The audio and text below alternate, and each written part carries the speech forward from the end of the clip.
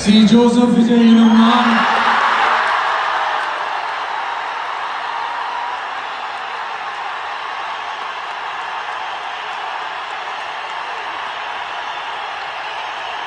சட்டப்படி அமைக்கப்பட்ட இந்திய அரசியல் அமைப்பின்பால் உண்மையான நம்பிக்கையும் மாறா பற்றும் கொண்டிருப்பேன் என்றும் இந்திய நாட்டின் ஒப்பில்லாத முழு முதல் ஆட்சியையும் ஒருமையையும் நிலைநிறுத்துவேன் என்றும்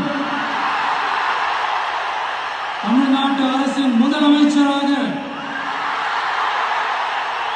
உண்மையாகவும் உளச்சான்றின்படியும் என் கடமைகளை நிறைவேற்றுவேன் என்றும் அரசியல் அமைப்பிற்கும் சட்டத்திற்கும் இணங்க